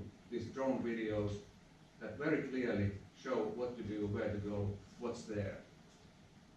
So, back to the question, is it interesting for the user? Is it unique? We have something interesting for the user. We have something unique in a sense. Most probably nobody else has done the videos from this port and the port that we are filming. And the next question after this one is that, is it well implemented? So is it usable? And naturally this is for the Align guys to create in such a way that it's usable, and we'll be able to comment the versions that are coming. So there will be first version that we will be able to comment that, okay, this is good, but the color is all wrong because it's just wrong color here. There's some nationalists that use that color. We don't want to use that color for the user interface or whatever it is. So we will be able to sort of comment the phases. There will be phase number one, that there will be deliver solution. We can look the videos and the user interface, and we will be able to comment that and change it, create the version number two. Okay, then the thinking, the ideating part. So we'll dive into this now, and a couple of words about thinking before we go into that. So we have the ICT solution, and that's sort of on the surface, and it's pretty easy to see what it's about. And okay, there would be harbor information or port information and so on, but most probably there are things beneath the surface that, okay, there could be this kind of thing or that kind of thing that's not that evident. So that's the thinking, what's thinking about. When the washing machine came, it changed all of us. It changed how we saw how dirty clothes can be. It's not anymore tolerable that I would have a dirty clothes because of the washing machines. When the electrical light came, it changed our view of seeing the things in our environment. There was no need anymore to use the candles to read at light or having the fire. Or when the portable radio came, it changed us. Now the digital world has changed us, and this is the hard part for us to understand the change. A couple of words about change. Change is like a coin with two sides. At the one side it reads, there are things that you shouldn't change because they work. Don't go digital, they work in a way they are. And on the other side it reads, these things need to change. Do it in digital. Try, pilot, or whatever. And that's the hard part for the change, that we need to sort of figure out that what are the things that we shouldn't change. They work as they are. We are not changing because of the change. And that's the hard part with the digital change. To figure out what to do and what not to do. And there are naturally all sorts of thinking tools like, you know, strengths, weaknesses, opportunities, threats. This is one way to figure out, okay, how things are now, what kind of strengths we have, what kind of weaknesses we have, what kind of opportunities we have, what kind of threats we have. This is sort of a frame of reference for you for this thinking. Another frame of reference is the thinking about new ideas is about combining things. Let's say renting or lending, that's a good practice. And probably there are things that are rented or lended at ports. So what else would be rented or lended? Port plus lending plus the user. What more? As Wikipedia says, creative problem solving is about combining things in such a way that the end result is new for you. So there are plenty of words in this sense. There are this safety, resource efficiency, sailing, small port, leisure, having fun with family, and so on and so on. What kind of combination can you create out of these words that are in your environment in the port? So combining things, part of the creating ideas. Another part of creating ideas is the process, where the user is coming from, where the user is going to. What he or she is doing. Is he expecting where to find the code for his toilet or sauna or whatever? What's he or she doing next after arriving to the port? So you probably know what's the user's process. Think from that perspective about the ideas.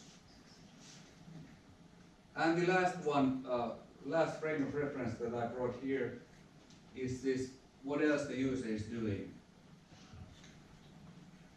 Is he going to the amusement park or the zoo or some inland city or whatever? So what else the user is doing? That's one frame of reference to think about when creating ideas. So now the ICT solution is sort of on top of the surface, and beneath the surface are your ideas using these frames of references. And all sorts of others as well, so you don't need to use these ones, but just to get your mind going.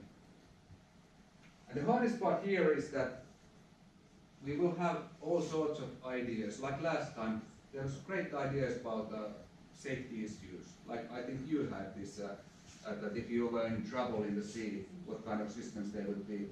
And the hard part is that we have this focus, that we can't create or include every idea here, but we need to select and have the focus of this project and the technological selections.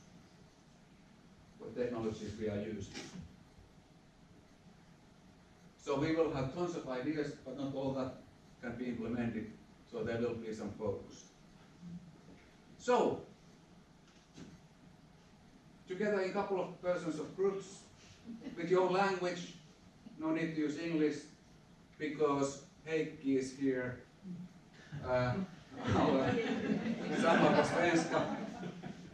I can listen Swedish very, very fluently, but I don't understand that much. But the listening is fluent. So I understand a couple of words of these previous presentations. So there are a couple of questions, and think in 2-3 persons groups, alone if you will. You finish in Swedish, in English, whatever. And then we gather the things here in these boards, and Heikki will take the Swedish ones. On that side. Yeah. Can I make a proposal? Yeah. We have the project partners here, but also our guests. So maybe splitting so that our project partners would interact with our guests here. Yeah, it's all so fine. not that we are discussing with Christina what to do. Yeah, so. it's all fine with me. The one thing is that you would discuss with your own language, because that helps them creating ideas. That's the only thing that I wish. Irene. So here's the first question.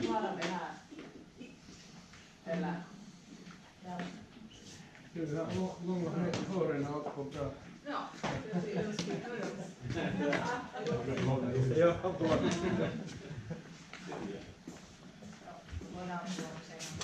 So,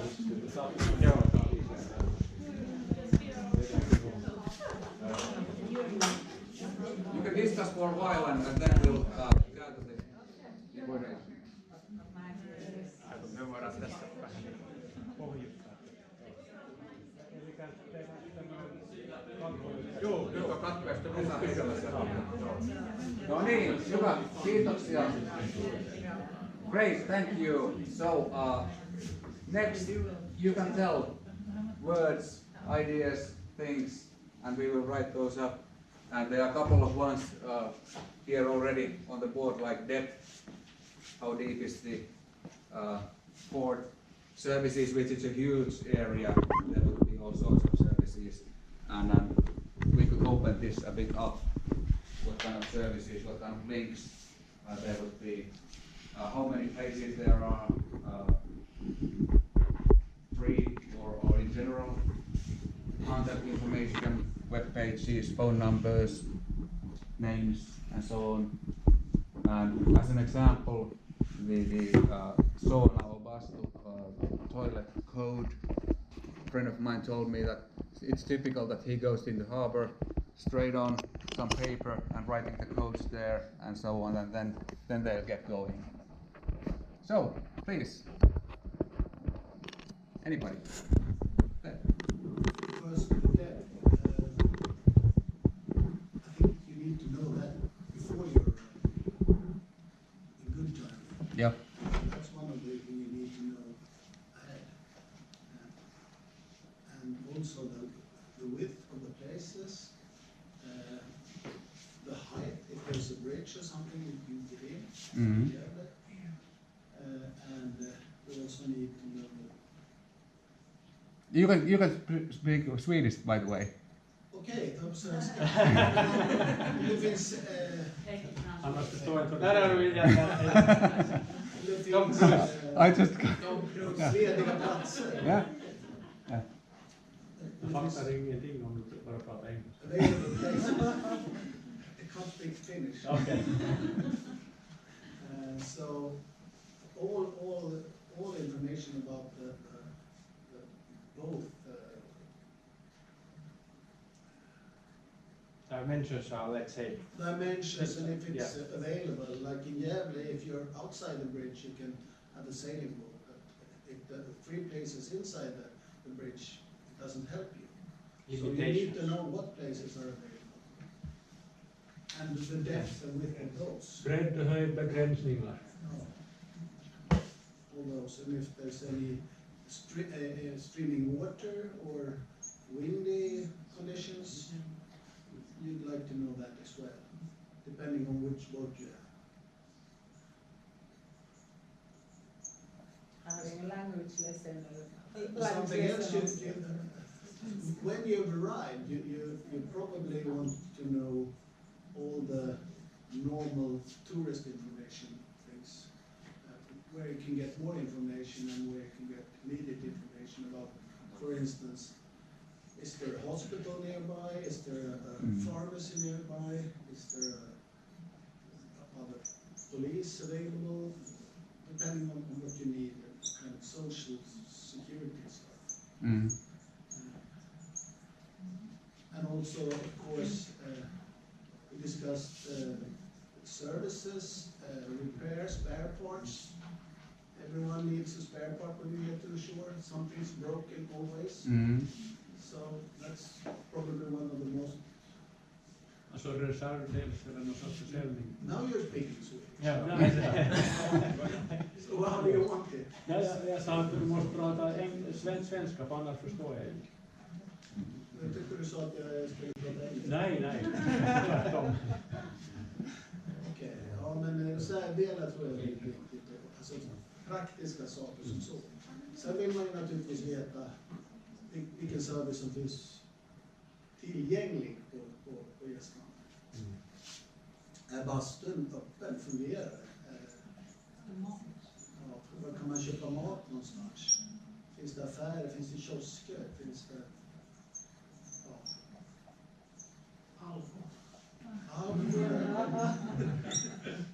Finns det bensin, diesel? There's always something in the boat already.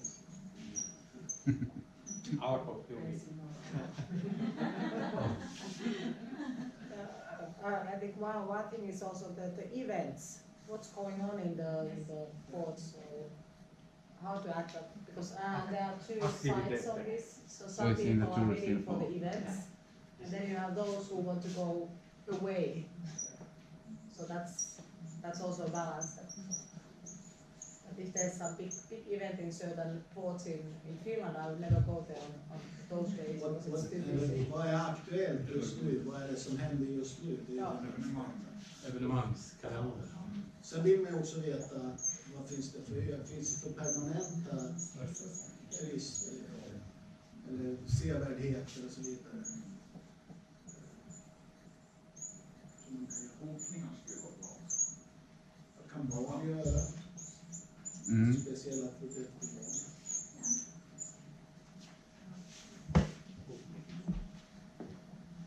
Åkningar.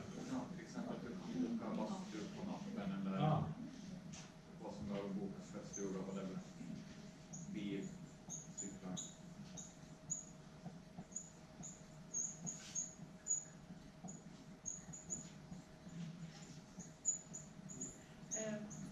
Man kan söka via, alltså på sajten ska du kunna söka dina kriterier. Om du vill ha liksom lista alla med bastu, lista alla med alko, lista alla med cykeluthyrning. Så får du fram en lista som du kan göra runt på mellan olika hamnar.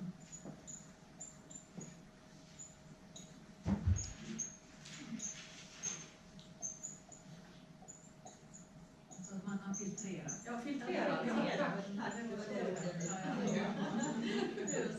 Den här engelskan ställer till det. Hemsidan kanske det skulle kunna vara en betygs. Det kan inte vara med där man kan se vad folk tycker om hamnen. En betygs. Ja. Betyg och så recensioner vad folk tycker. Ja.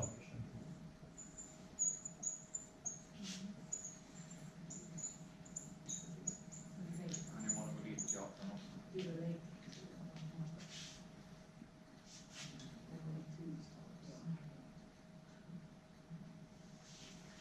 Ja, vi var inne på, vi pratade om marknadsföring. Vi talade engelska, inte svenska.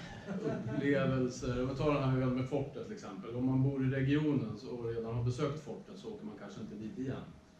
Men på varje ö så finns det en historia med massa olika saker som har hänt. Och om man kunde samla historier från förr. Antingen långt tillbaka så får man sammanställa det, eller om det finns äldre som kan berätta så kan man skapa så att säga platser som är intressanta att besöka av den anledningen. Sen om man gör det som en så här som man har på vissa museer att du kan i appen lyssna på en ljudslinga samtidigt som du går, eller det finns lite olika tekniska lösningar för att göra det där. Och så kan man skapa nya intressanta saker på befintliga platser med specifika historier från den just platsen. Det finns ju faktiskt flera Central Baltic-projekt som jobbar precis med det här. Bland annat det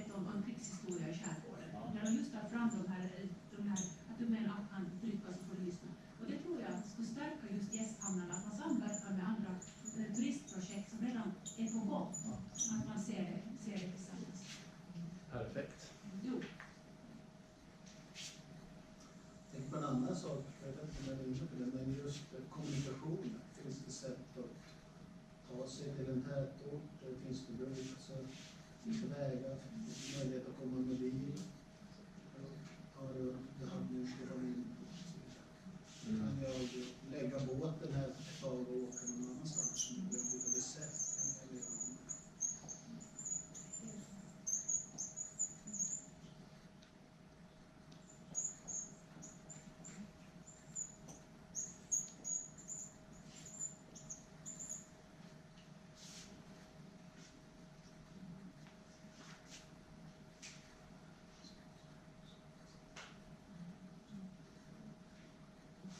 Och sen var det pratade vi om filmer, absolut, men även kanske en 360-graders foto som man ser, inte bara punktmarkeringar utan kan stå och sen snurra runt så man ser hur det ser ut. För det är ganska beroende på vad man vill. Och sen om det finns lekplatser, badplatser för hundar eller vad det nu är för någonting. Så att man vet, är det välkommet där eller inte? Lekplatser.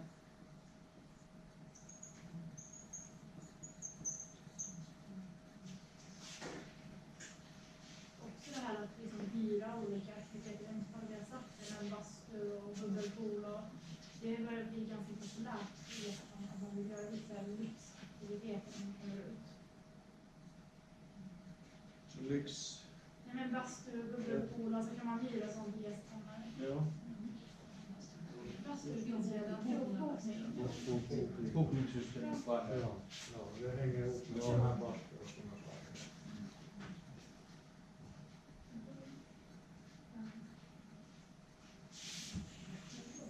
Jag vet inte alls om jag är ute och cyklar efter så jag är inte någon seglare. Men att om jag tänker så här att jag ska komma till en hamn och det plötsligt blir dåligt väder. Så det är ju mest rädd för att jag ska köra på grund. Och då är det kanske lite lurigt att man har en bild när det är hemskt fint väder. Men hur är det när vindarna kommer från olika håll? Och jag ska ta mig in. Behöver det finnas någon sån här liten, att om det, kanske någon hamn har. Så jag vet att i Gotland så är det en av våra hamnar vi har med i ett projekt. Där de liksom sitter på strand och tänker, det där kommer att köra på. Man vet att folk kommer att köra på där. Vem, alltså sa du att du är mest rädd att köra på grunden? Ja, absolut. När jag kommer mot vatten, in mot strand, jag är jätteskraj. Jag har nog ångest om barndomen, men det är någon annan sak. Men det har inte, alltså det är ju, när de kör båt så tänker aldrig på att de ska köra på grund. Det är nog så. Är det därför så många som kör på grund då? För det är hela tiden i tidningen att vi ska räddas med olika. Nej, men det där var värt att fundera. Men ska det då vara fantasera eller för hamnarna blir som en lotsservice? För det finns ju också vissa hamnar som har lotsservice. De faktiskt går ut och hjälper båtarna att komma in med typ en vattenskoter eller en mindre båt. Det vet jag inte ens att de lotsservice på platserna. Man har ju det hjälper in, man försöker packa in dem på många. Lägger de sig själv och lyfter hälften av båtarna. Om vi börjar vi sätta en stor båt längst in, om vi vet att det kommer mycket, då får man dubbelt med båtar. Men många behöver hjälp. Alltså, förut kunde alla komma ut och köpa, så kunde man köra båt och ta i hand.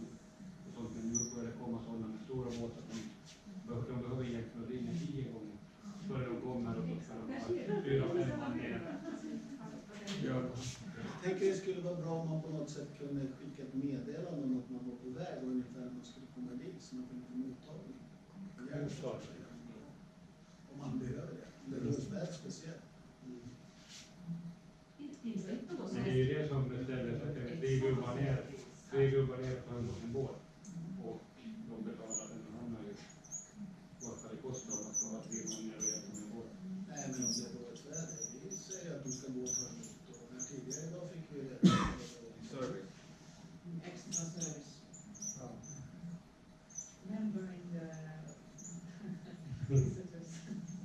Alltså de nästan ringer i så fall istället för att skicka ett meddelande för de vill ha den liksom, säkerheten att det är Men vad kan jag kontakta dem och tala om?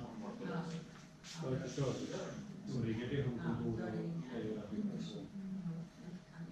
Är alla era platser bokbara sådär på nätet? På förhand? Nej, inte bara.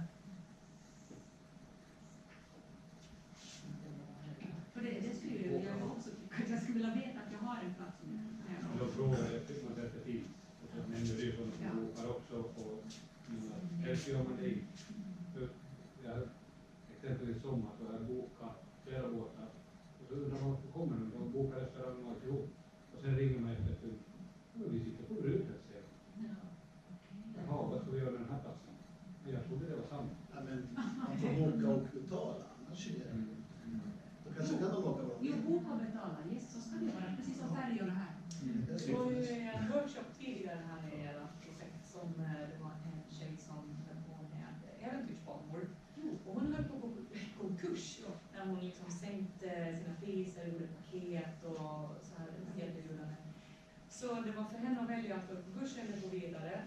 Så då gick hon vidare och så tog hon betalt i förväg och höjde priser. Och nu är det framgång och hon har kunnat franchising på sin verksamhet. Så det går faktiskt direkt i förväg. Och säkert går det att ta betalt också för service i förväg. Kan man skaffa en sån här whale tails också? Ska vi sälja det? Men för oss är det alltså nödvändigt att folk kan boka innan. Det är så långt in. Att innan någon ger sig in så måste de veta. Ja, det man kör långa vägar in. Ja, men annars, vad gör de annars om de kommer sent på natten och så kommer de fram till sin plats och lägger sig? Vad ska de ta vägen? Det finns ju inget. Och det vet innan. Men alltså är det faktiskt så att handlarna har något bra system på det här idag? Det finns massa system som är bra. Absolut. Massa olika. Men det finns de som inte använder sig. Det kommer fler och fler som är. Men ofta om man ska betala så kräver ju då kanske systemet 4% av kostnaden. Ja, men det går det. Skattebetalarnas pengar hela vägen. Jag tror det, i alla fall för oss är det helt nödvändigt.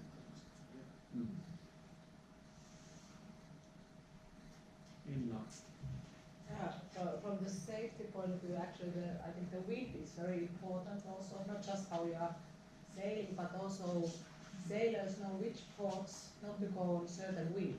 Yeah. But it's not existing anywhere, like public, you just know. Of course, you can always take the map and see on which side of the port is located, and then you try to estimate if the wind is coming from the southwest.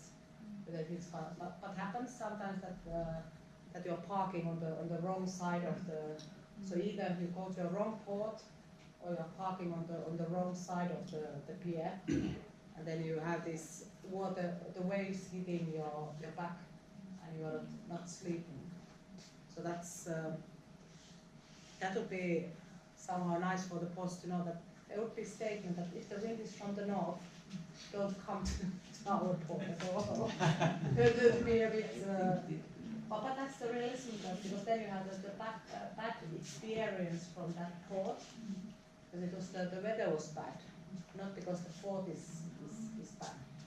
And you might not come back to that port because you have you remember it was an awful night, I didn't sleep. And it's not the port of the port.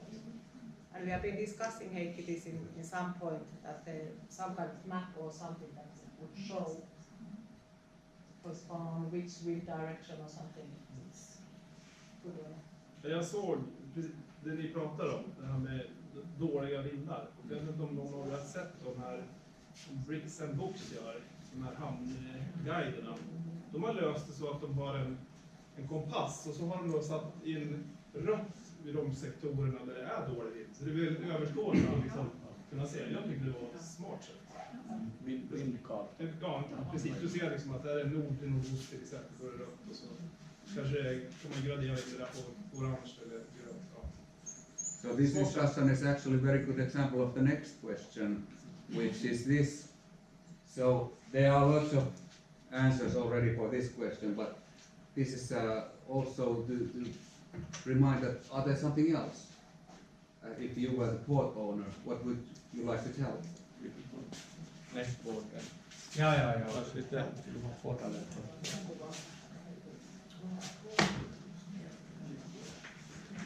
So lots of these have been answered, but any other? Program where you have different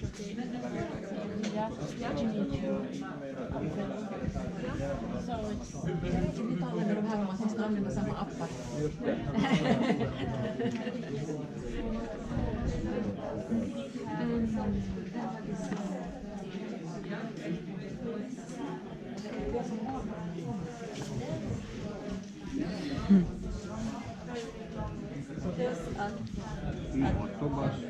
Ordmat och massjuice och om det finns någon på plats som kan laga något. Ja, just det. Ja.